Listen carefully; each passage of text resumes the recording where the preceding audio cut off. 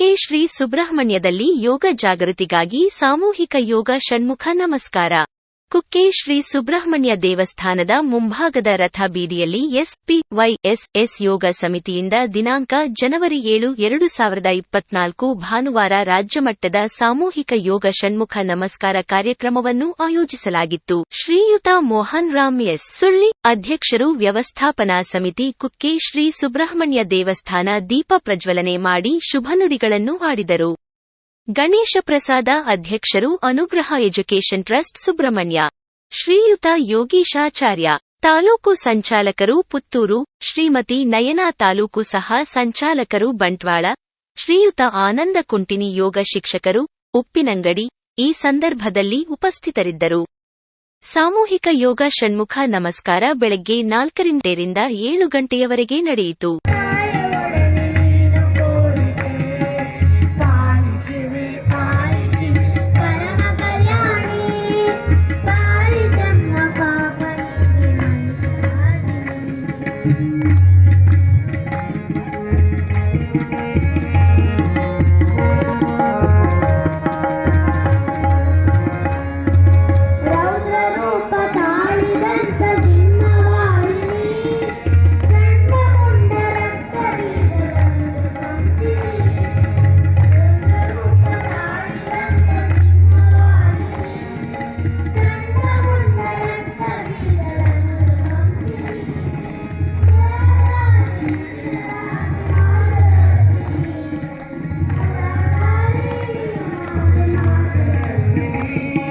ಶರಣು ಬಂದ ಜನಕ್ಕೆ ನೀನು ಭಾಗ್ಯದಾಯಿನಿ, ಪಾಲಿಸಿ ಪರಮ ಕಲ್ಯಾಣಿ, ಪಾಲಿಸಮ್ಮ